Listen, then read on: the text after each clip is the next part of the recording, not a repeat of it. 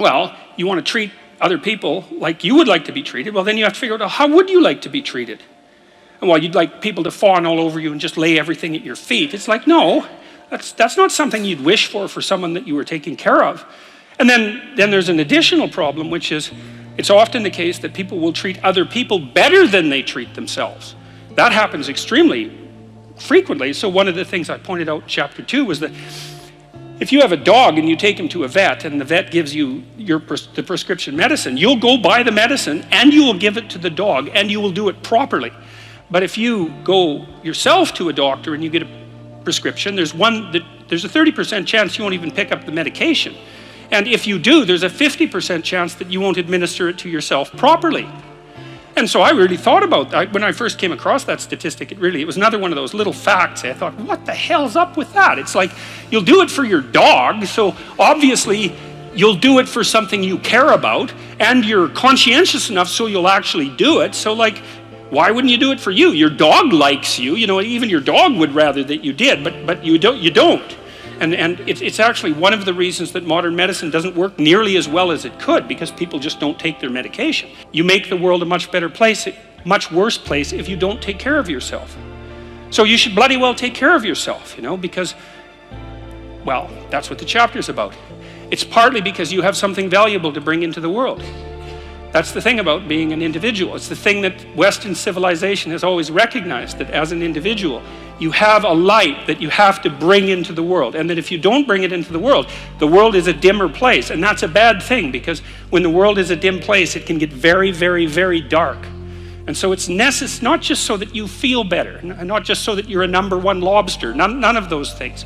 You need to take care of yourself because you're in the best position to do that. And it's necessary for you to take care of yourself. Despite the fact that we're mortal and vulnerable and self-conscious and capable, not only capable of doing terrible things, but actually do them. Despite all that, you still have that responsibility.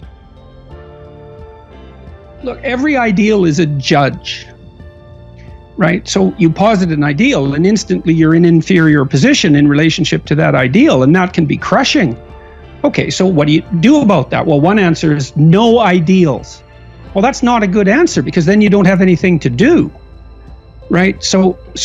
And that deprives you of a main source of pleasure, which is generated as a consequence of observed movement towards a valued goal. So if you have a high goal and you see any movement towards it, there's a really powerful potential kick there. So you don't want to dispense with that. But then if you set up an ideal, it can judge you very harshly.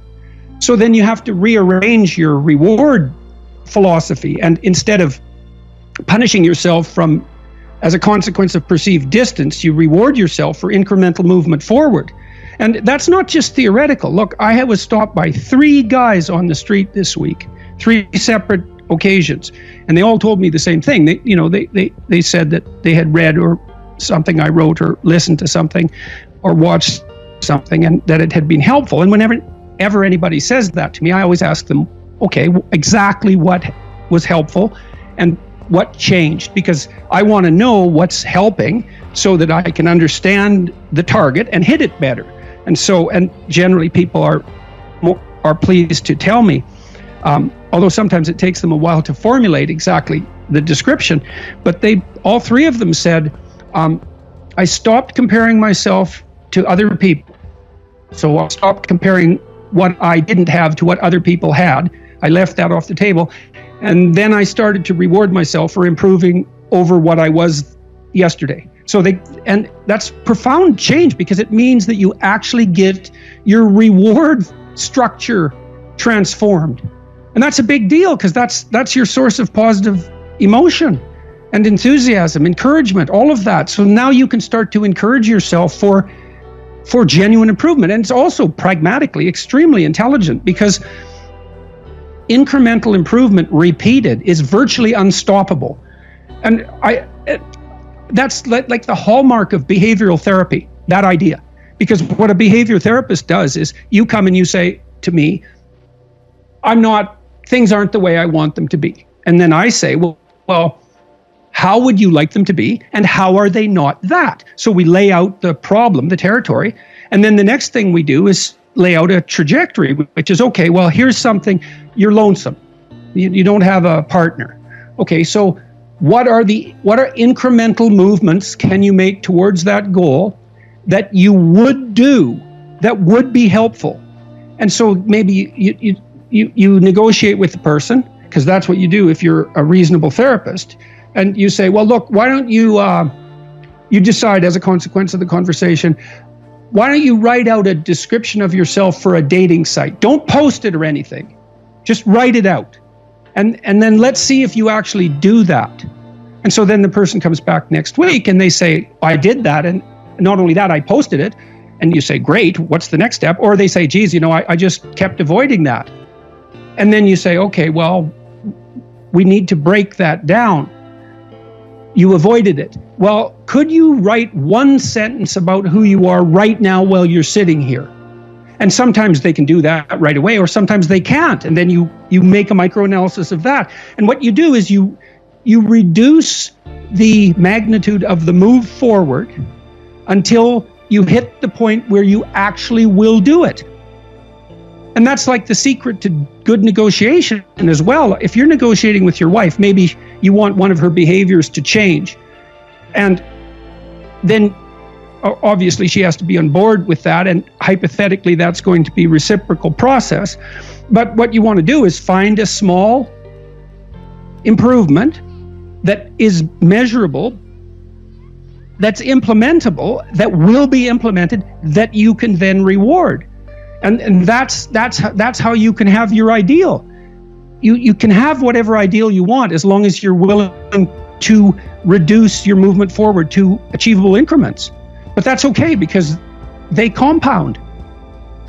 So, and I really learned this as a therapist. And it was one of the things that was so fun about being a therapist is you can take someone through this process and start them on just the tiniest goal. And it just seems trivial, but they'll do it. And then they start moving faster and faster after that point, once the direction has been established. And people make incredible improvement over not unreasonable spans of time. A few months, maybe a few years, but which is not nothing, but it's not decades. I saw that time and time again. So aim high, but reward yourself for small incremental improvements, especially ones that repeat every day. Right? Because malevolence clearly exists, and we're all suffer from the weight of malevolent history, right? Because even the grounds we walk on here, which this is a remarkable and wonderful place, English soil is soaked with blood, just like the soil of every place in the world. That's part of the human heritage, and all of us bear the marks of that conflict in some sense in our souls, partly because of the possibility for us to engage in that, but also partly because part of the reason we're here in all this privilege is because of all that catastrophe.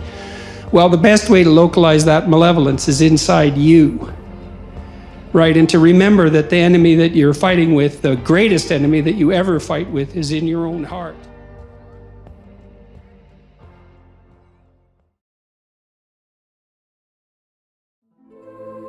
What you find out in your life when you're young, and you need to know this, all of you, is that you need to get good at least one thing. So you need to get very good at least one thing. You have to specialize in something. And that was really the point of an apprenticeship, right? Because you subject yourself to a master, and I'll use that term despite its connotations, let's say. You subjected yourself voluntarily to the discipline imposed in a single direction. The philosophers, Nietzsche, pointed out that nothing of any value could be attained, even on the front of freedom, without first subjecting yourself to intense voluntary discipline. And so he thought of voluntary slavery in some sense as the precondition for freedom. And you can think about that. Imagine that you're trying to learn to play a musical instrument, or imagine what you had to go through when you learned to read. There's that initial process of skill automation, which is very painstaking and difficult. But once you master it, to pass through that disciplinary structure, then you have freedoms that you wouldn't have had before. Once you learn to read music and to position your hands properly on the piano keyboard and to play the appropriate scales and chords, then you can play music, and you couldn't do that to begin with. And so the the subjugation of yourself to a disciplinary structure actually frees you. Which is another thing conservatives have to tell young people. And then the other thing you'll note, that you do note as you get older, if you've gone through a disciplinary process or a multitude of them, is that they first narrow you as you specialize, but then as you get deeper and deeper into your specialization, the world broadens out in front of you. And so, for example, when I went off to do my PhD, I studied alcoholism. But in order to study alcohol and its effects on the brain, I had to study neuroscience and neuropsychology. And once I started studying neuroscience and neuropsychology, neuropharmacology for that matter as well, then I had to understand, well, turns out I had to understand, at least to the degree I was capable, the functioning of the entire brain, because alcohol washes the entire brain like water. And so I had to write a thesis, which is a disciplinary process, focused particularly on the genetic predisposition among males with multi-generational family histories of alcoholism to alcohol reward. And that's a very specific topic, but it didn't matter because as I got deeper and deeper into it, it started to reconnect to the whole world. And so it's extremely useful for you to master something. Pick something, or more than one thing, but start with something. And in some sense, it doesn't really matter what it is, it just matters that you do it. And what'll happen is you'll also develop the discipline that goes along with that process of self-mastery. And once you have that discipline instantiated because you subjected yourself voluntarily to a particular goal, you can take that discipline and subject yourself to other goals as a consequence. And so you don't have to worry that if you become a master of one thing, you become a jack of no trades. The greatest people I've met, I knew a great artist in Montreal. He was a very good friend of mine. And he was a licensed taxi driver and a licensed carpenter and a licensed boat pilot and a great interior decorator and extremely skilled socially and a great visual artist. He had that all at his fingertips, and that was multiple masters. He had served multiple masters and become a master himself.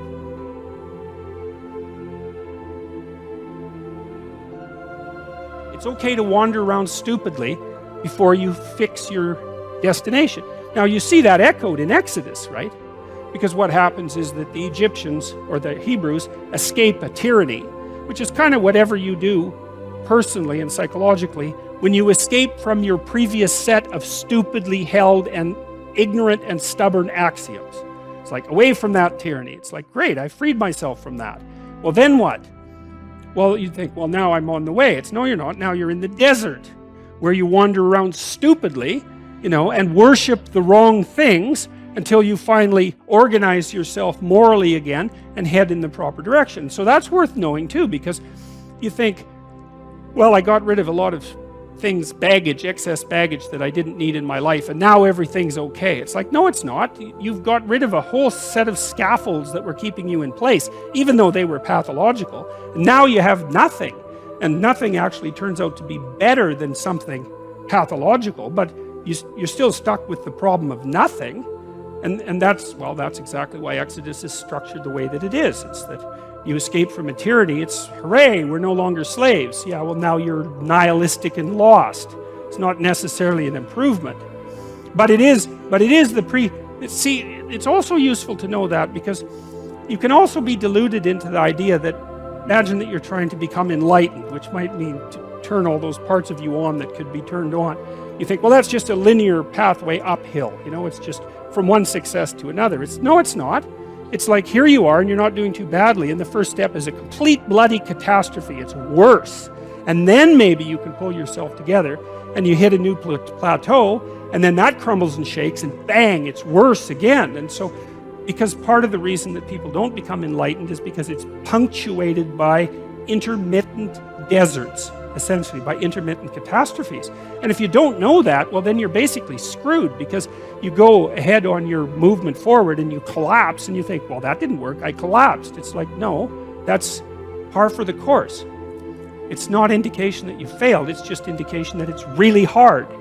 And that when you learn something, you also unlearn something. And the thing you unlearned is probably useful, and unlearning it actually is painful. Let's say if you have to get out of a bad relationship. It's like not any There isn't any relationship that's 100% bad. And so when you jump out of it, well, maybe you're in better shape, but you're still lonesome and disoriented, and you don't know what your past was, and you don't know what your present is, and you don't know what your future is. That's why people stay with the devil they know instead of, looking for the devil they don't know. So anyways, the fact that you're full of faults doesn't mean you have to stop. And thank God for that. That's a really useful thing. And the fact that you're full of faults doesn't mean that you can't learn. And so you can posit an ideal, and you're going to be wrong about it, but it doesn't matter, because what you're right about is positing the ideal and moving towards it. If the actual ideal isn't conceptualized perfectly, well, first, surprise, surprise, because what are you going to do that's perfect? So it doesn't matter that it's imperfect. It just matters that you do it and that you move forward. So that's really positive news as far as I'm concerned, because you can actually do that, right? You can do it badly. Anyone can do that. So that's useful. Okay, so if you were an efficient person, you would have just done that. But you're not. But who cares? You still end up in the same place. And maybe the trip is even more interesting. Who knows? Probably too interesting. Jung. I began to understand that the goal of psychic development, by which he means psychological development or spiritual development, is the self.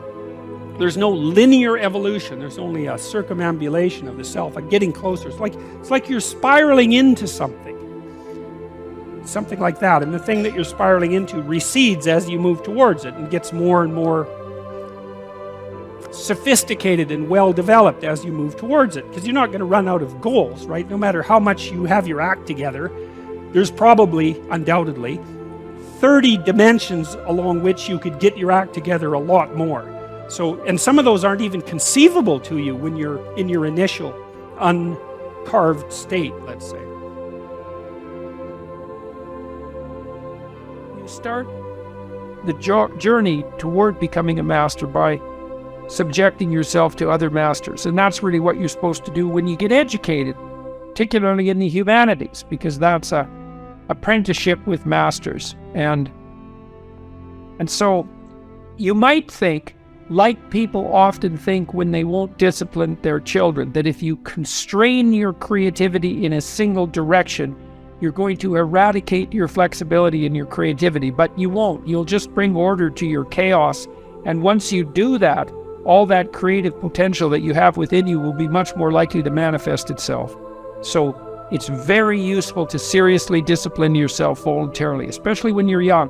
You can find out what constraints you can abide within. You can find out how hard you could push yourself. You can find out how hard you can work. You can find out how productive and generous you can be. And all that's unbelievably useful. And then you can dial it back a bit so it becomes sustainable, But it's good to wear yourself right to the bone if you can while you're young, so you start to understand who you are. And you can't do that without pushing yourself right to the limit.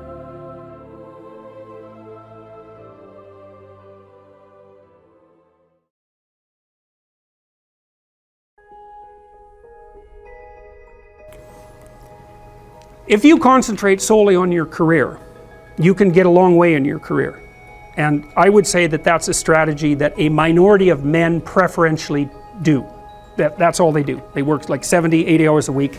They go flat out on their career. They're staking everything on the small probability of exceptional status in a narrow domain.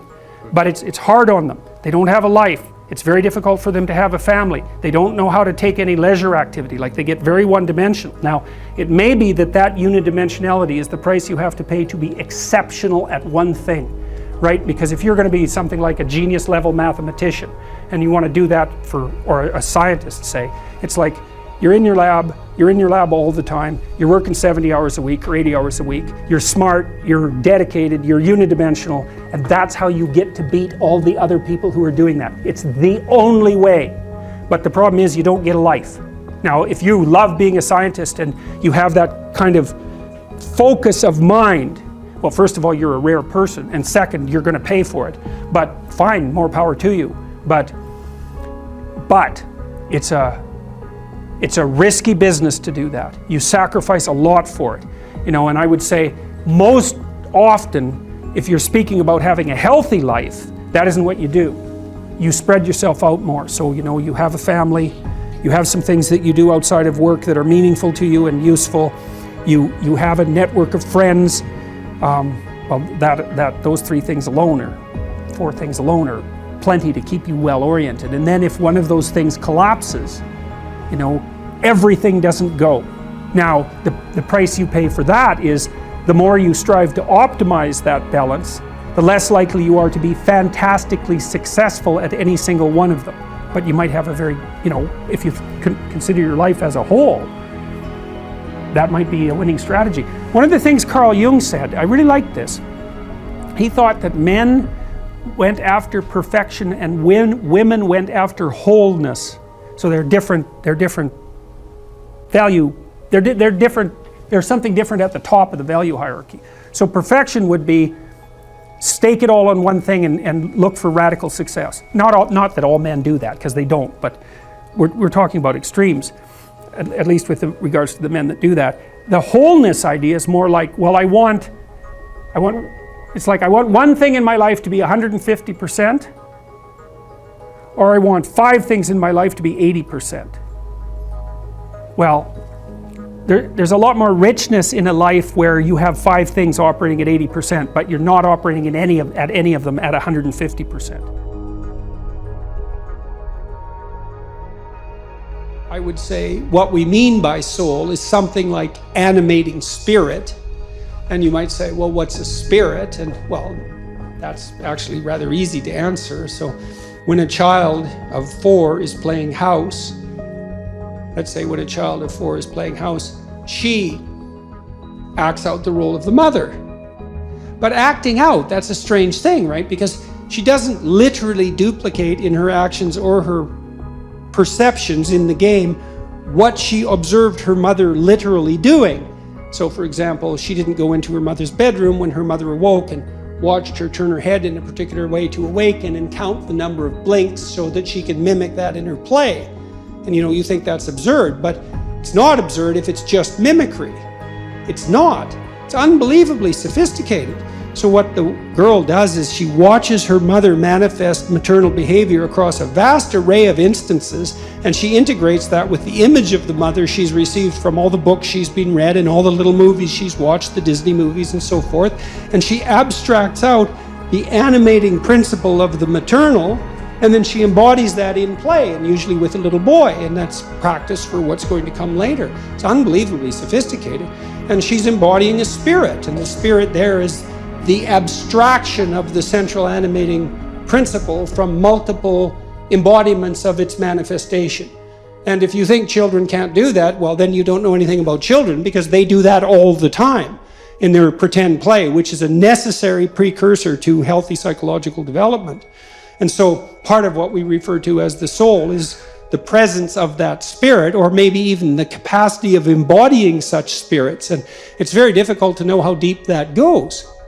I had a vision at one point of all the men in my life who've been particularly influential in a benevolent way, and you think, well, just the mere notion of the idea that there could be a benevolent way that would unite the acts of benevolence across a series of men, that's all comprehensible to you.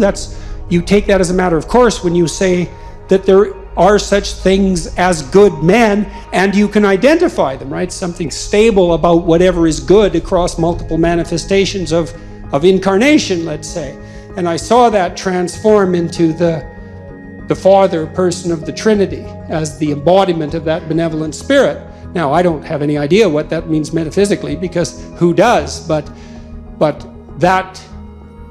that spirit manifesting itself within is certainly part of what we refer to when we talk about the soul, and you can see that shine through people. I mean, it's part of what gives someone charisma. It's part of what elicits the instinct to imitate in you.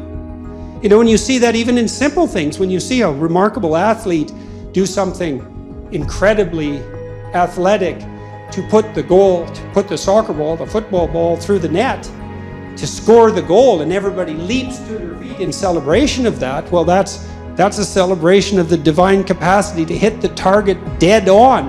And it grips you at such a low level, way down inside your soul, that you're compelled to your feet to cheer, and you don't even know what you're doing. But you enjoy it, that's for sure. And that enjoyment is also a sign of the depth and utility of that response. You see this in all the things that people do that are, so-called popular entertainment. It's unbelievably sophisticated. The soul is participating in that in the fullest extent. And, you can say, well, there's no necessary use for the religious terminology. It's like, well, until you come up with a better word, there's plenty of use for it, because it's a very complex and deep phenomena. And to, just cast it into the realm of superstition in some casual manner it's just not helpful. Not in any possible. It's not helpful scientifically. It's not helpful ethically. It's not helpful existentially. Try treating someone for a while as if they don't have a soul. Just really, I mean it. Just, treat them like a deterministic machine, if that's your belief. Really act it out. You'll be like the most hated person in town in about 15 minutes. Well, I mean, what do you make of practical evidence like that? I mean, you interact with people as if they're free souls capable of choosing between good and evil. That's what you do all the time. And maybe you can addle yourself out of that by some ridiculous rationalist ideology, but that just means you're kind of a gabbling fool, and it's just going to make you trip over things you don't even notice in all of your social interactions. I don't care how you think philosophically or ideologically, you bloody well know that what I just said is true. So, and that's true even when you're interacting with an infant or a small child. It's true when you're dealing with someone who's elderly and virtually incapacitated in every way. You still see that divine spark, for lack of a better term, and we do lack a better term, by the way. You see that everywhere if your eyes are open and if you're willing to see it, and to the degree that you're responsive to that, then your actions are guided by love and your words are guided by truth.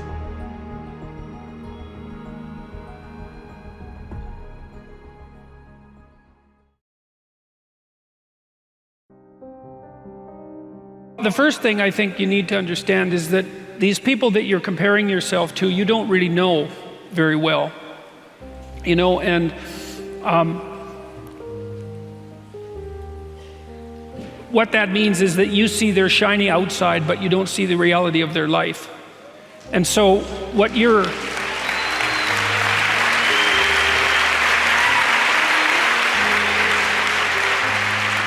maybe you're in California, see someone speeding down the road in a convertible Porsche, and you think, oh man, what a lucky bastard. And the truth of the matter is that he's thinking about wrapping his expensive sports car around the next cement pillar that he comes close to.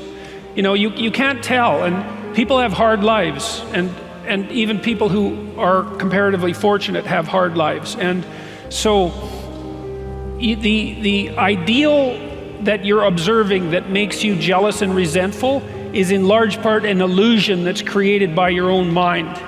And I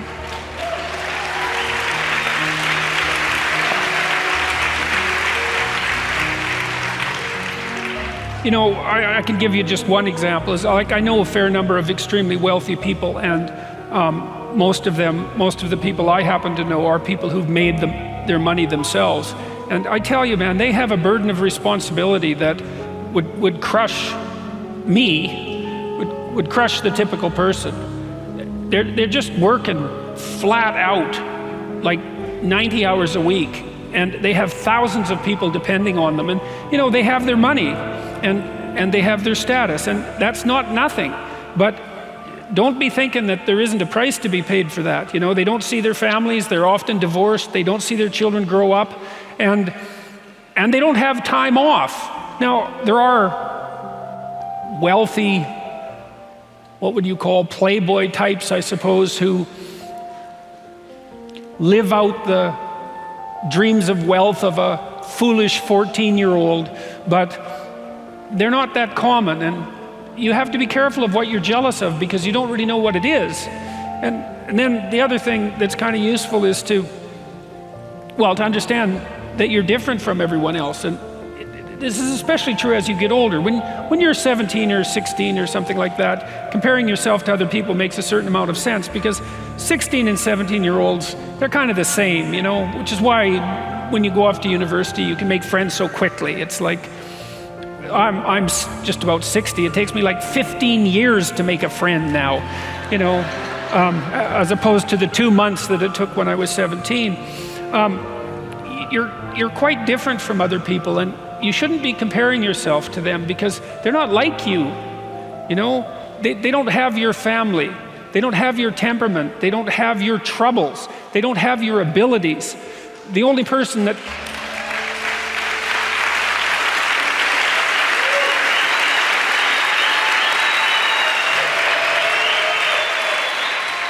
the only person that has those is you.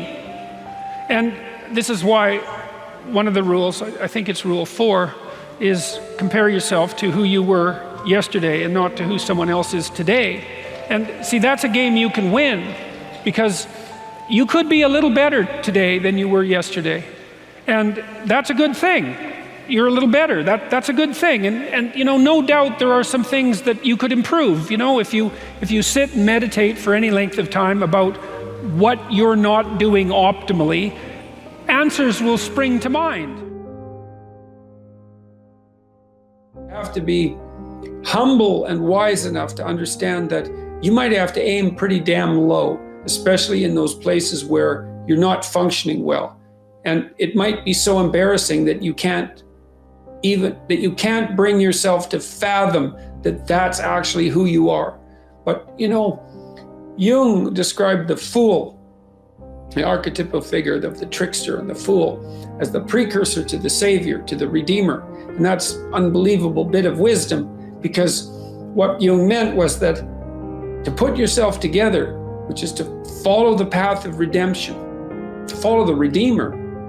If the redeemer is a type of personality that you could in fact be inhabited by or manifest, then the first steps towards that is to allow yourself to be a fool, right?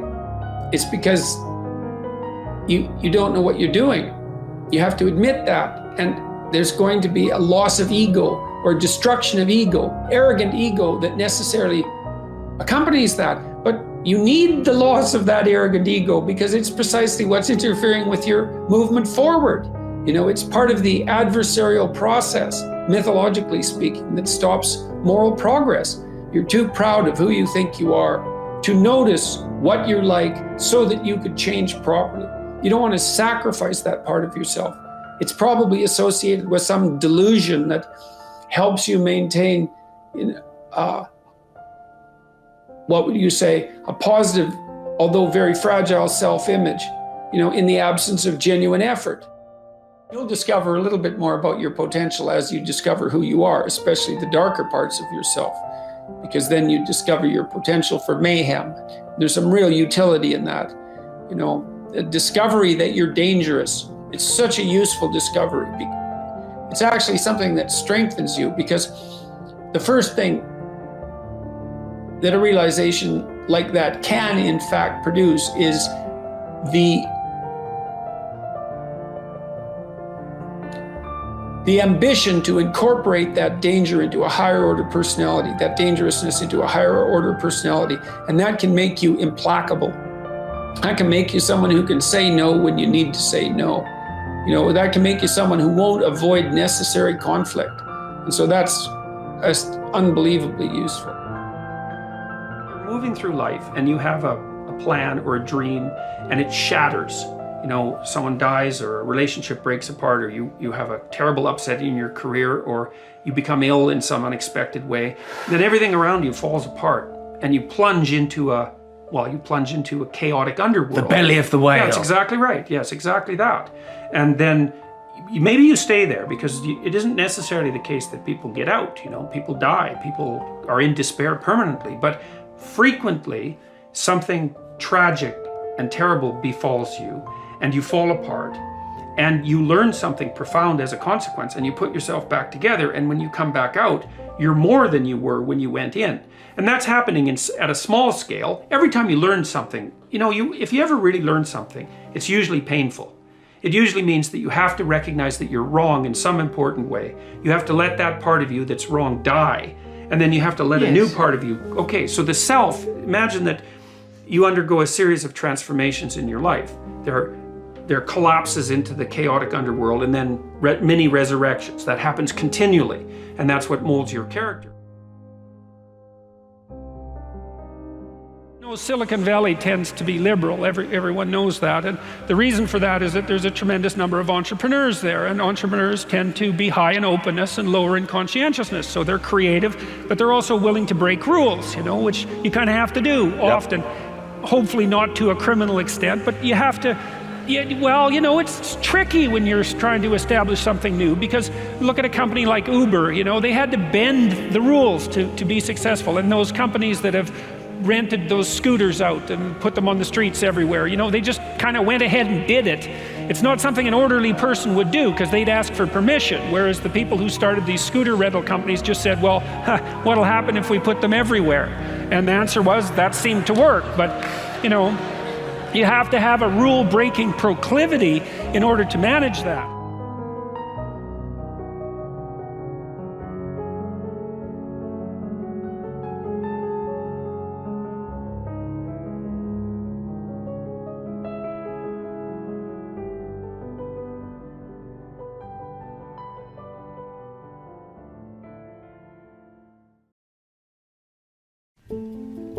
The first thing I do as a clinician, if someone comes to me and says they're depressed, is ask myself a question. Well, what does this person mean by that? So I have to find out, because maybe they're not depressed, maybe they're hyper anxious, or maybe they're obsessional. There's various forms of powerful negative emotion, so they need to be differentiated. But then the next question you have to ask is, well, are you depressed, or do you have a terrible life? Or is it some combination of the two? So if you're depressed, as far as I can tell, you don't have a terrible life. You have friends, you have family, you have an intimate relationship, you have a job or a career, you're about as educated as you should be given your intelligence, use your time outside of work wisely, you're not beholden to alcohol or other temptations, you're engaged in the community in some fundamental sense, and all that's working. Now, if you have all that and you're feeling really awful, you're either ill or you're depressed. And so then sometimes there's a biochemical route to that, treatment of that. My experience has been as a clinician is if you're depressed, but you have a life and you take an antidepressant, it will probably help you a lot. Now, maybe you're not depressed. Exactly. You just have a terrible life. What does that look like? You have no relationship. Your family's a mess. You've got no friends. You've got no plan. You've got no job. You use your time outside of work not only badly, but destructively. You have a drug or alcohol habit or some other vice, pornography addiction. You are completely unengaged in the surrounding community. You have no scaffolding whatsoever to support you in your current mode of being or you move forward. And then, as a therapist, you do two things. Well, if it's depression per se, like I said, there's sometimes a biochemical route, a nutritional route. There's ways that can be addressed. It's probably physiological if you're, at least in part, if you're depressed but you have an okay life. Sometimes it's conceptual. You can turn to dreams, sometimes to help people, because dreams contain the seeds of the potential future. And if your person is a real good dreamer and you can analyze dreams, that can be really helpful. But that seems to be only true for more creative people. And for the people who just have a terrible life, it's like, okay, you have a terrible life. Well, let's pick a front. How about you need a friend, like one sort of friend. Do you know how to shake hands and introduce yourself? I'll have the person show me. So let's do it for a sec. So it's like this. Hi, I'm Jordan. And people don't know how to do that. And then they can't even get the ball rolling. And there's these elementary social skills that hypothetically, if you were well cared for, you learned when you were like 3. Yeah. And sometimes people I had lots of clients to whom no one ever paid any attention. And they needed like 10,000 hours of attention. And some of that was just listening, because they had 10,000 hours of conversations they never had with anyone. And they were all tangled up in their head. And they had to just, one client in particular, I worked with this person for 15 years. And what she wanted from me was for me just to shut the hell up for 50 minutes, which is very hard for me, and to just tell me what had happened to her. And then what happened at the end of the conversation, then I could discuss a bit with her. And then as we progressed through the years, the amount of time that we spent in discussion increased in proportion in these sessions, until by the time we stopped seeing each other, when my clinical practice collapsed, we were talking about 80% of the time. But she'd never been attended to properly, ever. And so she was an uncarved block in the Taoist sense, right? She hadn't been subjected to those flaming swords that separated the wheat from the chaff. And so you can do that in therapy. If you're listening and you're depressed, I would say, if you can't find a therapist, and that's getting harder and harder, because it's actually become illegal to be a therapist now, because you have to agree with your clients, which is a terrible thing to do with them. Just like it's terrible just to arbitrarily oppose them. You could do the self-authoring program online, because it helps you write an autobiography. And so if you have memories that are more than 18 months old that bother you when you think them up, part of you is locked inside that. An undeveloped part of you is still trapped in that. That's a metaphorical way of thinking about it. That's why it still has emotional significance. So you can write about your past experiences, but I would say wait for at least 18 months if something bad has happened to you, because otherwise you just hurt yourself again by encountering it. You can bring yourself up to date with an autobiography. There's an analysis of faults and virtues, that's the present authoring, and then there's a guided writing exercise that helps you make a future plan. That's young men who do that could go to college. Young men who do that, 90 minutes, just the future authoring, 90 minutes. They're 50% less likely to drop out. That's all it takes. Like, I had clients who were so depressed they literally couldn't get out of bed. So what's their first step? It's like, can you sit up once today? No. Can you prop yourself up on your elbows once today? Like, you scale back the dragon till you find one that's conquerable, that moves you forward. There's a rubric for life. Scale back the dragons till you find one conquerable, and it'll give you a little bit of goal, commensurate with the struggle. But the plus side of that, because you think that, God, that's depressing. You mean I have to start by sitting up? Well, you do if you can't sit up.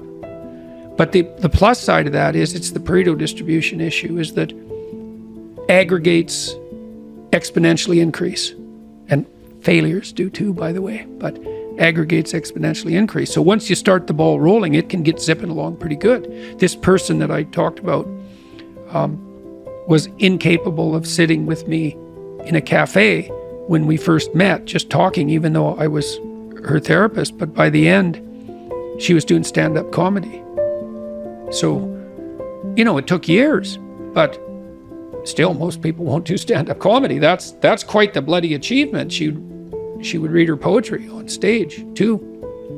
So for someone who was petrified into paralysis by social anxiety, and who had to start very small, it was a hell of an accomplishment. Take your preoccupation with suffering seriously.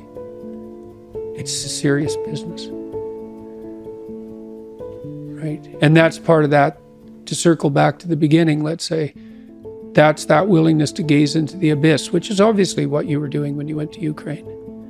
It's like, it's gazing into the abyss that makes you better. The thing is, and this is maybe where Nietzsche's idea is not as differentiated as it became. Sometimes your gaze can be forcefully directed towards the abyss, and then you're traumatized. If it's involuntary and accidental, it can kill you. The more it's voluntary, the more transformative it is. And that's part of that idea about facing death and hell. It's like, can you tolerate death and hell? And the answer is, this terrible answer is, yes, to the degree that you're willing to do it voluntarily. And then you might ask, well, why should I have to subject myself to death and hell? I'm innocent. And then the answer to that is, even the innocent must be voluntarily sacrificed to the highest good.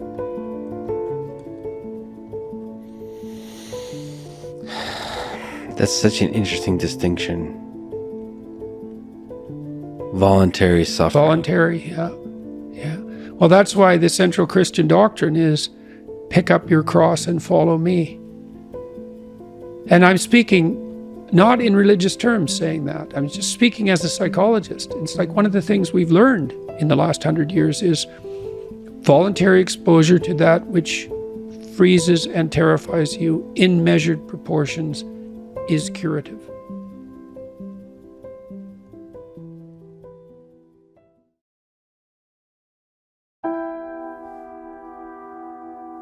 The other thing you should do if you're not very industrious is discipline yourself.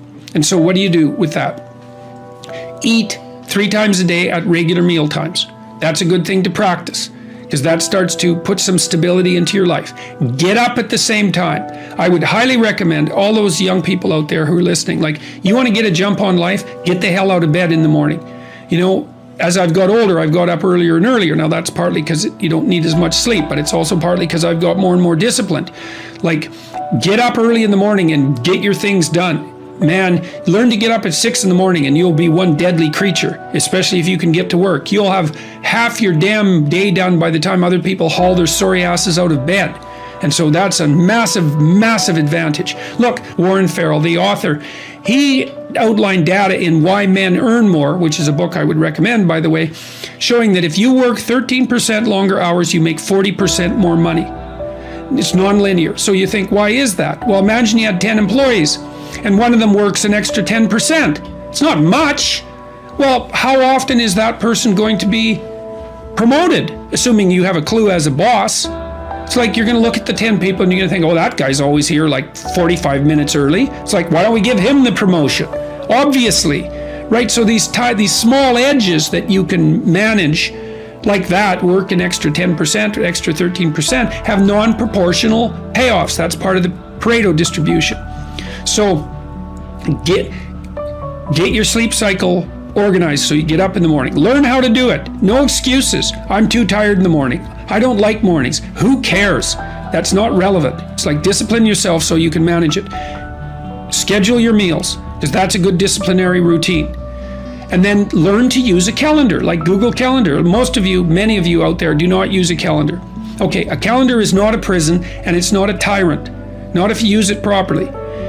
A calendar keeps anxiety at bay.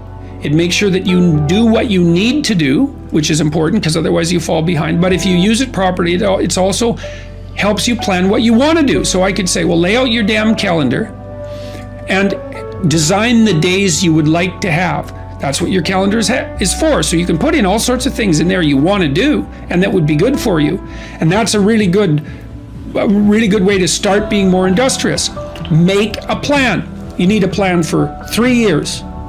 You need a plan for the next year. You need a plan for the next 6 months. You need a plan for the next 3 months. You need a plan for the week. You need a plan for the day. You need a plan for the hour. All of that. I make lists constantly of what I have to do. And they're like daily, weekly, monthly, yearly. Right now, I can't look out more than about 6 months, because my life is too complicated and chaotic. But you need a vision of who you could be, what character you could have. 3 to 5 years out, you can't go much farther than that because life is too unpredictable, I think, to make vision that's longer term than that subject to, there's too much chance associated with it to spend a lot of time on. Maybe you can stretch it to 5 years, and in rare cases, you can have a 10-year goal, but it has to be pretty low resolution. But you want plans at all those levels of resolution. You want to write the things down. And because what are you going to do? You're going to stumble around and get what you need? You're going to stumble around and be useful to other people? And it's useful to be useful to other people, They want to work with you then. They want to do things with you. They want to have you around. They trust you. They open up opportunities for you. And if you stumble around like you're blind, you're not going to get anywhere. And then you're going to suffer. And then you're going to be bitter. And then you're going to be cruel. So that's hell. That's a bad outcome. Values aren't created, they're discovered. And they're discovered through a consultation with the parts of yourself that you're not conscious of, that you're not fully conscious of, that aren't fully articulated elements of your primary personality. You have to discover what your values are. And you're informed about that, well, partly by other people who will object if your values aren't appropriate, but certainly by a dialogue with yourself and with your conscience. That's a very important thing to know. It's part of the reason why I think that you need to tell the truth, because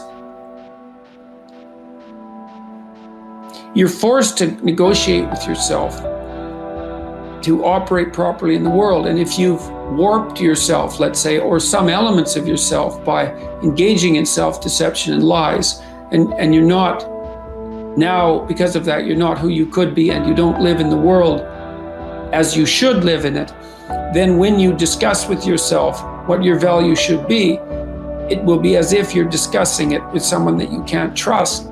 And that's not good. Like, you can't afford that. Life is difficult and it contains many pitfalls, and unless you're careful and you sort yourself out properly and you aim high and walk on the straight and narrow path, you don't have a hope of understanding where you should be and at what time when the crisis hits. Part of the question then too is like, are you the friend of your plan, or are you the friend of the thing that disrupts your plan? And I would say you should work to become the friend of the thing that disrupts your plan, because there's a lot of that.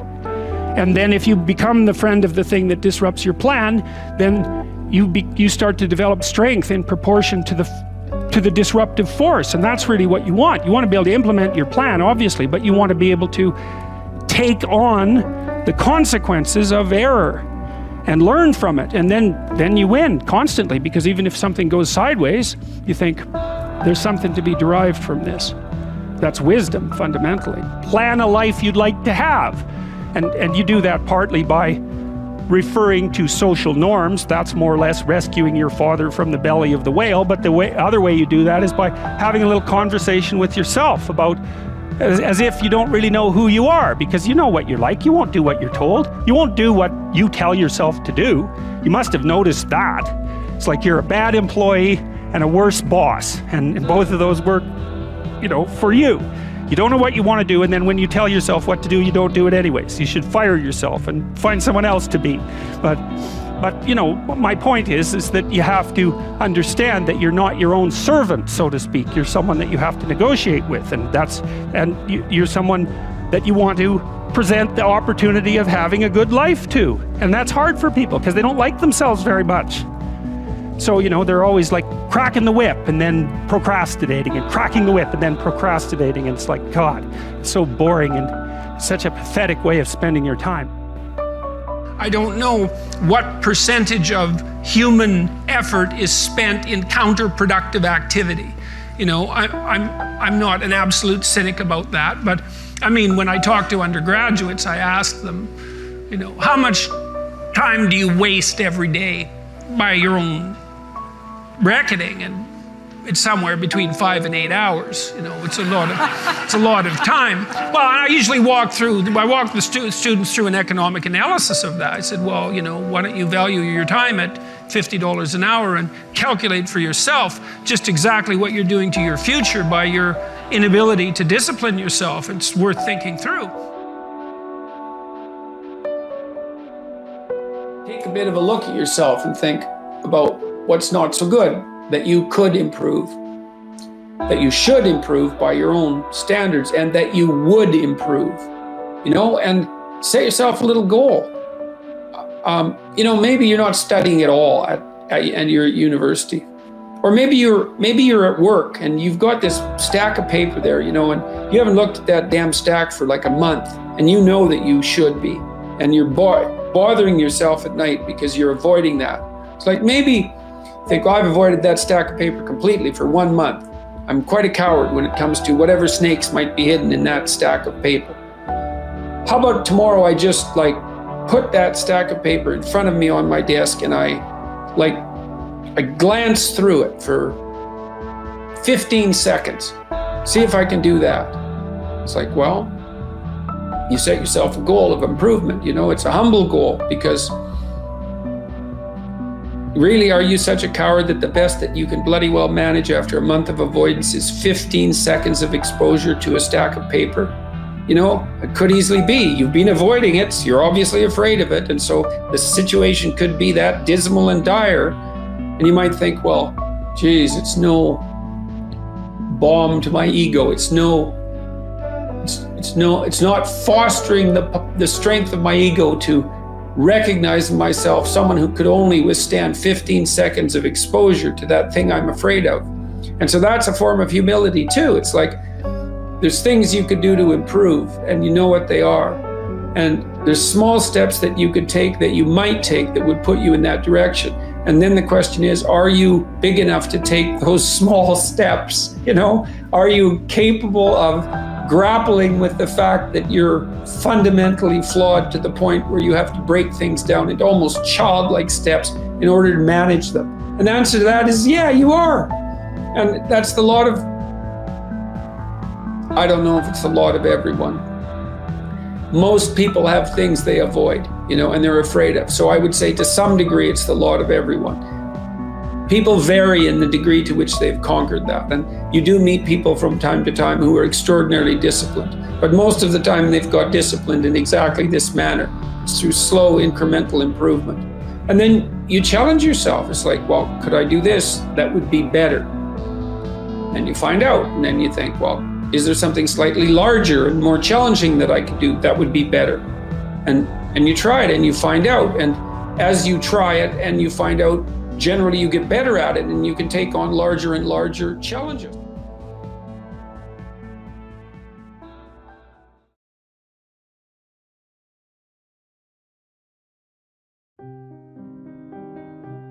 The fact that certain things bother you, and you might think, I wish nothing bothered me. It's like, no, you don't really, you know, because if nothing bothered you, in some sense, that would be the same thing as not caring about anything. It actually turns out to be the case that the things that bug you are the things that you care about when they go wrong. And so then this is a really useful question to ask yourself, you know, because you might be observing the political landscape and you think, that really bugs me. And maybe you annoy the hell out of your friends and your enemies and even yourself by, you know, being obsessively concerned about that thing that bugs you. And then you might ask yourself, well, why does that bug you? Because there's like a million things that could in principle bother you. And, you know, maybe you're one of those people that has a million things bother you, but probably not. There's more things that don't bother you than that do bother you, because there's a lot of things. And if everything bothered you, you just die. All right, so there's very selective things that bother you, and it's very interesting because in some sense they choose you. Because you might say something like, I wish that didn't bother me. It's like, that's a very strange thing to say, because it begs the question, why then does that bother you? And also, why can't you control it, right? That's a very, this is part of the reason I loved reading the psychoanalysts, because the psychoanalysts knew, they're the first people who really cottoned onto this in a kind of technically sophisticated manner. They knew that we were, in part, collections of autonomous sub-personalities, and that those sub-personalities could take control of us. And that's really what happens when something bugs you. It's something autonomous that has a will and an agency, takes control of you, and forces you to attend, despite yourself sometimes. And why should you attend? Because that's your destiny calling you, right? That's your problem. And that's a good thing to know, because people ask themselves, where do I find the meaning in my life? I would say, well, are there things that bother you? Yes, those are your problems. And you might say, well, I don't want those to be my problems. Like, hey, Did someone ask you? It's just how it happens. And so then, why is that relevant to writing? Why don't you write about something that bothers you? And try to figure it out. Because you got to ask yourself, well, first of all, what would your life be like if you actually addressed the things that bothered you?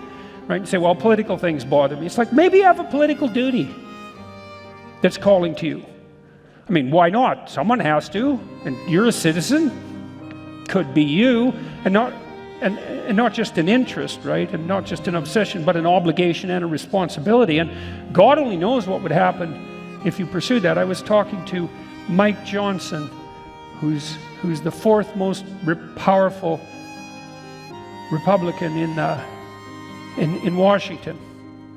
About 3 days ago, we were talking about the potential for young people to be involved in the political sphere. And in our culture, appallingly, most youth involvement comes in the form of protest. And that's the fault of the idiot universities, as far as I can tell, because basically what students are taught is that if something bothers them, which it might, then they should protest about it. It's like, well, you could do something about it instead of complaining about the people who are doing something.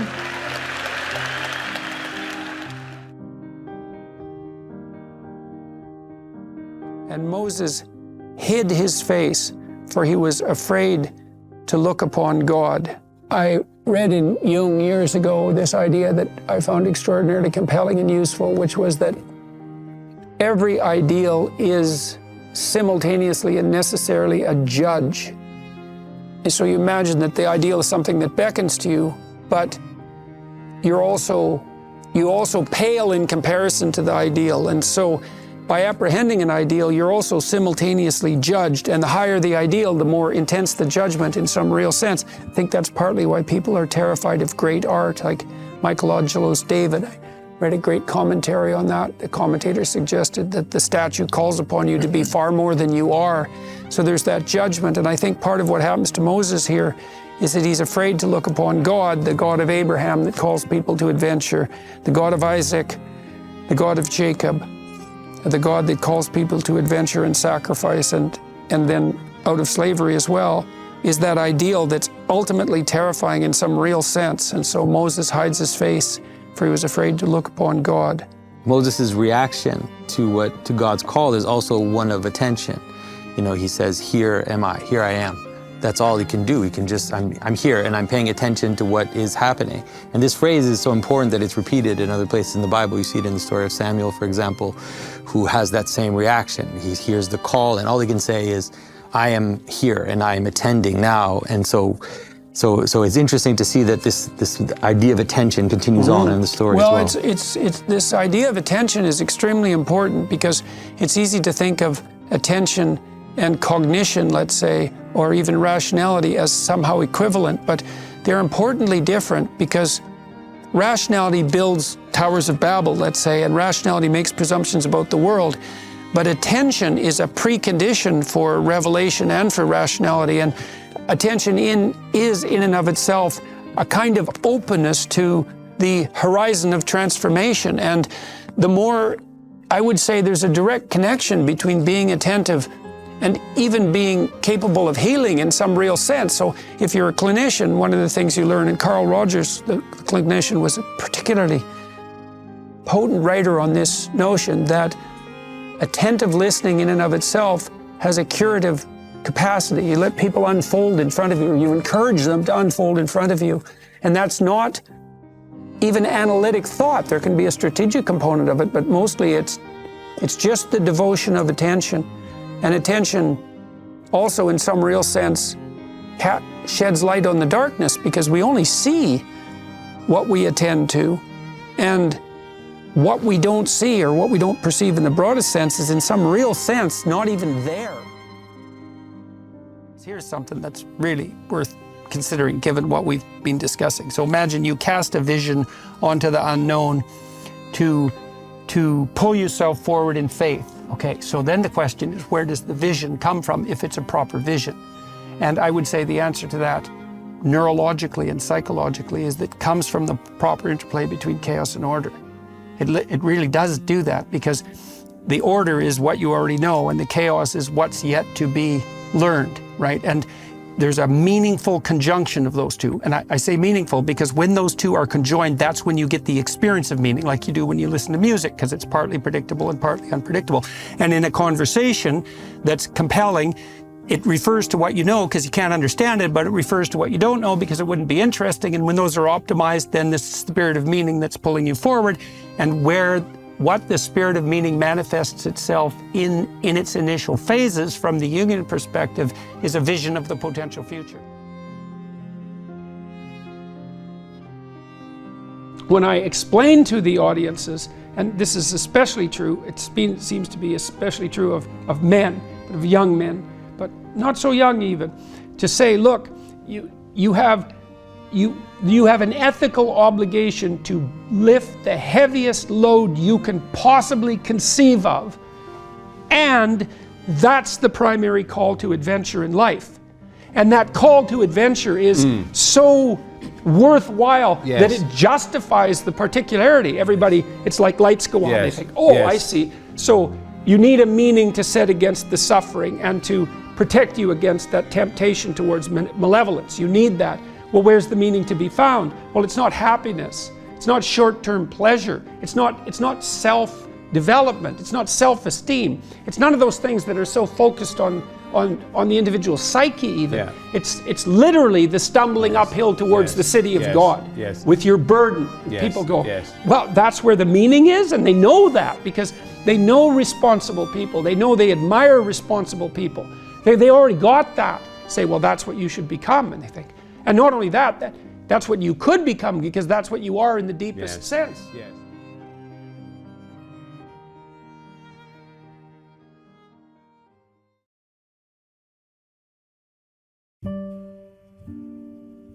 I got together with the woman who was going to become my wife, Tammy. I mean, I've known her since we were 8, and she was a friend of mine when I was a kid, and so we've known each other forever. But we got together seriously when we were in our late 20s, and she was really ready to have a family, like now. And I didn't have a permanent job at that point, although my prospects were good, which is part of the reason she married me. But she wanted to start, and I thought, okay, so I didn't really want to do that. And I thought, okay, what's your problem, Jordan? What is it that you're worried about? And I thought, well, there's an economic issue. That's not really serious. I'll get a job, and she'll come along wherever I go if I have that job. So that's not an issue. It's like, so what then? Well, babies. What the hell do I know about babies? Nothing. I can't take care of a baby. I don't know how to do that. So I said to her, well, the reason I seem to be objecting is because I'm kind of doubtful about the infant stage. Like toddlers, I know what to do with them. I can play with kids. But when they're under a year, they're like a foreign object to me in many ways. I don't know what to do. And so that worries me. And so I'll tell you what, if you'll take primary care for the infant, I'll take care of you and the infant. And how would that be? And I think that's the right role. I really do believe that. And you might think, well, that's sexist. It's like, well, no, not necessarily. How are you so sure that first year as a mother isn't one of the great parts of the fundamental adventure of being female?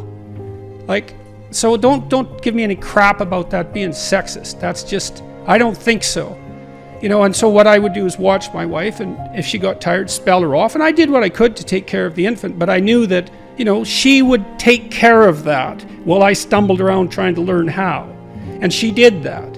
And that worked fine. And then, as the kids got older, I took more and more responsibility for them. And when my daughter was about 2.5, I think that's right, 1.5, we had our second child. And then I took care of Michaela, the older child, quite a lot after that, because Tammy, of course, was busy, especially that first year with the infant, with Julian. But that worked well. That was a good division of labor as far as I was concerned. And also my wife was very happy about that because she loved to take care of infants. And that's characteristic of a lot of women, and even those that don't admit it. And it's too bad they don't admit it because there's something wrong with that? Is there something? I saw this tweet the other day about this grandmother, mother of a mature daughter, and the daughter had announced that she was never going to have kids, and her mother said, "Oh, I think that's just great. You know, you're gonna just live for you, and that's just wonderful. And I'm glad you can be so independent." And I thought, how could you possibly say something that stupid to your daughter? It's like, you don't want grandchildren, and you're so sure that she's just not ideologically addled about the fundamental realities and beauties and depth of life. It's like, how many things do? We have a career if we're lucky, or a job if we don't. If we're not, we have an intimate relationship, we have a family. That's life, man. You miss one of those, well, you can do it, but it's a big deal not to do that. What would you say from your personal experience has been one of the most consistent issues that you see plaguing young men and holding them back from all your years of experience? Well, one of them is wrong attitude towards education. And, you know, because it's easy, and like I said, temperamentally, I was disinclined to enjoy school, especially from grade 7 through grade 12, especially Why do you say junior that? high. Well, all my friends were kind of delinquent types in some ways, and so they acted up, and so did I, and I was pretty mouthy. But also, it was too slow for me. You know, like when I took language arts in grade 8, I had read the whole year's books in I think it was the first day, but it was certainly the first week. And so it just I was just bored to death. So that wasn't so good. And, you know, it can be a bit infantilizing because of the rule structure. Like I said, a lot of my friends, they just weren't going to put up their hand when they wanted to go to the bathroom anymore, and they were just done with that. But one of the things young men aren't taught properly, and I mean even at the age of, let's say 11, young, is like, there is nothing that will make you more powerful than your words. And so if you think that reading and writing is for pansies and dimwits, you know, or teachers' pets, because they get in less trouble in school, let's say, you're seriously misinformed. And so, you know, I talk to people like Jocko Willink, and Jocko's as tough a guy as you could ever hope to encounter about literacy, and a number of other people too who are also seriously tough guys.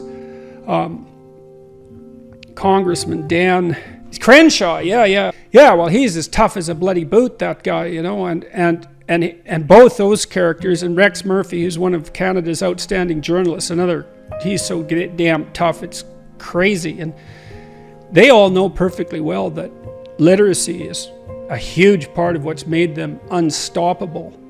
And you don't take that lightly. You know, it's really serious, and it's a failing of our education system that literacy isn't marketed properly to young men.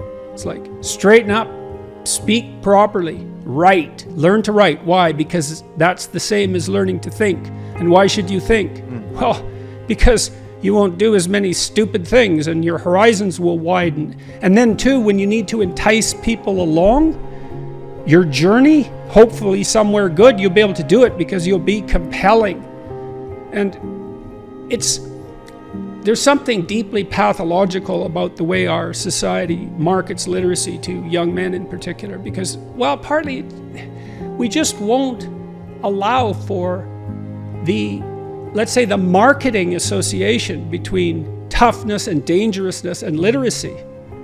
There's something wrong about that, we think, some weird way, and that's wrong. It's like, sure, you should be physically tough, and you should be tough in your temperament, as well as having the capacity for play and compassion. You know, that has to be developed too. But that's not enough. And I don't care how tough you are physically, you're nowhere near as tough as you would be if you were physically tough and really literate. And then you're an unstoppable force, and hopefully for good. And that's a much tougher battle than, you know, being tough for your own idiotic, selfish ends. That's just pathetic. And so, and I just don't understand. We've developed a writing program, which is called Essay, which teaches people how to write while they use it. It's a word processor, but it teaches people how to write as you use it. We built that into the program itself. And I really want to market it to young men and say, look, you know, Get your words together and then see what you can do.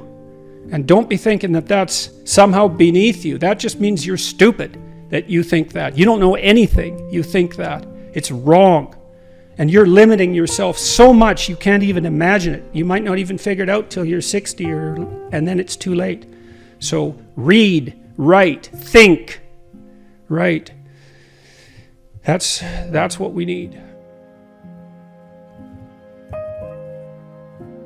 You know, you think that the pleasures that wealth can bring you as a solitary and free individual outweigh the terrible, burdensome responsibility of a family. But if you're just thinking of that responsibility as burdensome, you're not thinking straight. It's like, no, you don't understand. That's a wonderful opportunity.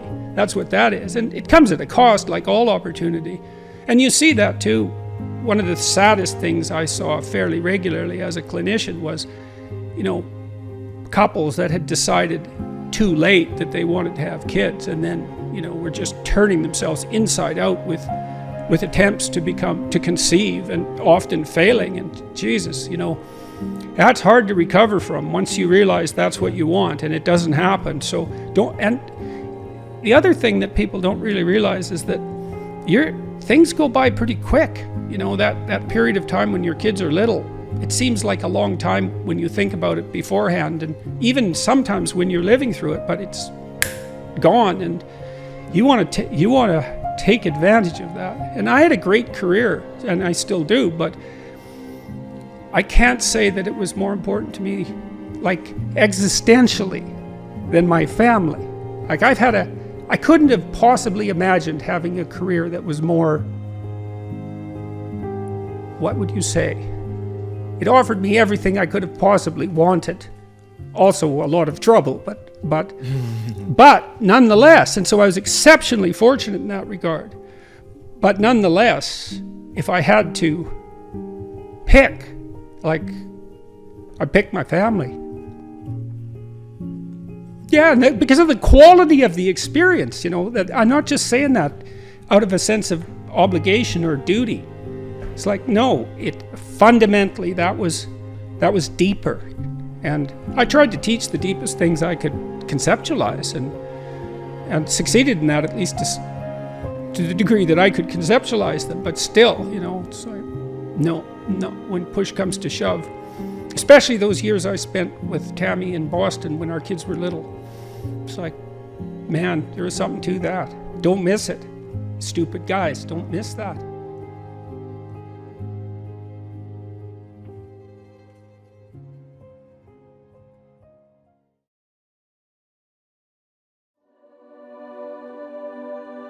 You're actually tougher than you think. You never knew that. And maybe you didn't want to take on the responsibility because, people play a role in their own demise, so to speak. When you had opportunity to go out and explore or withdraw because you were afraid, you chose to withdraw because you were afraid. So it's not only that you were overprotected often, it's that you were willing to take advantage of the fact that you were overprotected and run back there whenever you had the opportunity. So maybe you're a kid in the playground, right? And you're having some trouble with other kids. And in the back of your mind, I should deal with this myself. But you go and tell your mom and get her to intervene. And you know that that's not right. You know that you're breaking the social contract. But it's easier. And so that's what you do. You run off to an authority figure and hide behind the great father, right? Roughly speaking. Well, the problem with that is you don't learn how to do it yourself. So then you have to relearn it painfully when you're 40. So then you take people out. You say, well, what are you afraid of? Rank it from 1 to 10. So 10 is, make a list of 10 things you're afraid of. The thing you're least afraid of, we'll call number 10. So we'll start with that. Okay, well, I'm afraid of elevators. Okay, well, let's look at a picture of an elevator. Let's have you imagine being in an elevator. Let's go out to an elevator and let you watch the terrible jaws of death open, because that's how you're responding to it symbolically, right? And you're going to do that at the closest proximity you can manage. You find out, you go do that, it works. You're nervous as hell, especially from an anticipatory perspective. Shaking. You go out, you stop, you watch it happen, and you actually calm down. You do that 10 times and it no longer bothers you. Well, what you've learned that you didn't die, but more importantly than that, you've learned that you could withstand the threat of death. That's what you've learned. And then you move a little closer, and then you move a little closer, and then you move a little closer, and finally you're back in what's no longer the elevator from a symbolic perspective. It's a tomb, right? It's a place of enclosure and isolation. And you learn, turns out I can withstand that. And then you're much more together, much more confident. Potential is an interesting idea because it represents something that isn't yet real, yet we act like it's real. Because people will say to you, you should live up to your potential. And that potential is partly what you could be if you interacted with the world in a manner that would gain you the most information. Right? Because you build yourself out of the information in the Piagetian sense. But it's deeper than that too, because we know that if you take yourself and you put yourself in a new environment, new genes turn on in your nervous system. They encode for new proteins. And so you're full of biological potential that won't be realized unless you move yourself around in the world into different challenging circumstances, and that'll turn on different circuits. So it's not merely that you're incorporating information from the outside world in the constructivist sense. It's that by exposing yourself to different environments, you put different physiological demands on yourself all the way down to the genetic level, and that manifests new elements of you. And so one of the things that happens to people, and this is a very common cultural notion, is that you should go on a pilgrimage at some point to somewhere central, and that would be, say, like the Rock in the Pride Rock in The Lion King, because you take yourself out of your dopey little village, and that's just the little bounded you that everyone knows and that isn't very expanded, and then you go somewhere dark and dangerous to the central place, and while you do that, you have adventures and they toughen you and pull more out of you, like partly because you're becoming informed, which means information. It means you're becoming more organized at every level of analysis, but there's also more of you too. Your best bet is truth. But that doesn't necessarily mean that's always going to do the trick. Right? I mean, sometimes you go fight a dragon and it eats you. And if you being eaten wasn't a real possibility, it wouldn't be a real fight. And so you see people, like I've seen people in my clinical practice sometimes. I had one client in particular who was undergoing a particularly vicious divorce with someone who was really seriously inclined to take him out and would do pretty much everything at her disposal to do so. And I strategized with him for about 3 years. And we did everything, and hyper carefully. He was a very conscientious and diligent person, and he put into practice everything that we discussed and strategized, and he still he got backed into a corner so hard that I didn't know how to help him anymore.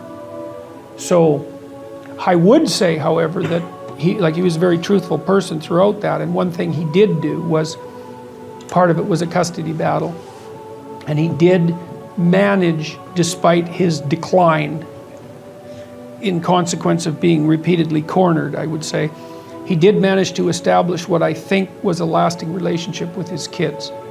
So he might have got enough out of what he did to justify it, even though the whole landscape was pretty awful. I think that not lying is your best bet, but life is hard and people get run over, and it doesn't necessarily mean that you're going to emerge in any obvious sense triumphant. But if you take the alternative path, especially when you're facing severe tribulations, let's say, and you complicate those with deceit, you can be sure that whatever tragedy that you're confronting is going to turn into not only tragedy, but something very much akin to hell. And so you might be able to at least minimize the degree of suffering, even if you can't overcome it or transcend it. And that's something. You're not after the bubbles of bliss that Dostoevsky described in Notes from Underground. We're built to contend with the world. We're built to contend with reality. You want a challenge, and the best way that you can take on a challenge, because a challenge fortifies you. So you don't want to be secure, you want to be strong. And you get strong by taking on optimal challenges. And so you lay out your destiny in the world, and you take the slings and arrows of fate, and you make yourself stronger while you're doing so. And you might fail, and fortune might do you in, but it's your best bet. And people have extracted unbelievable successes out of catastrophic failures. And I'm not saying that in a naive way. I know perfectly well what happens to people. You're doing fine in life and then you get cancer, and then 6 months later you're dead. And all the heroism in the world isn't going to save you at that point. But that's not the point. That's not the point. Life is bounded by mortality. But that doesn't mean that you don't get out there and contend, and you develop by contending, and you minimize the net amount of suffering in the world. And that's something, man. That's something to do. So it beats laying in your basement and getting bitter and then doing the terrible things that bitter people do. So you can't ensure that the meaning you experience is self-determined, but you can play your role to the best of your ability, and that will be good enough. And that will be good enough. That meaning, the meaning that you'll find in that, I believe, is sufficient to be sustaining, and perhaps even sustaining through the flood. So it isn't that you can avoid catastrophe, it's that you can prepare yourself to deal with it honorably when it arrives. That's what you've got. I would say for the last 45 years, we've told, psychologists have been certainly to blame for this, at least in part. You're okay the way you are. That's what we tell young people. Oh, you're okay the way you are. It's like, and there's nothing worse than you can tell someone who's young than that, especially if they're miserable, and lots of them, well, if they're miserable and aimless, it's like, oh, I'm miserable and aimless, and sometimes I'm suicidal and I'm nihilistic and I don't have any direction in your life. In my life. It's like, well, you're okay the way you are here. And it's like, they don't want to hear that. They want to hear, look, and you know this, you're useless. You know nothing. You haven't got started. You've got 60 years to put yourself together, and God only knows what you could become. And that message is so much more, it's so funny because it's such an attack, but it's so positive because there's faith there in the potential that makes up the person rather than the miserable actuality that happens to be manifesting itself at the moment. And young people respond extraordinarily well to that because, and you know that if you're a parent and you love your child, your son, your daughter, what you're trying to foster is the best in them. You want that to manifest itself across the course of their life. You want them to become continually more than they are, to see what they could be. And I think that's part of the great message of the West, is that's the ethical requirement of individual being in the proper sense, is to constantly note that you're not what you could be, to take responsibility for that, and to commit yourself, like body and soul, to the attainment of that ideal.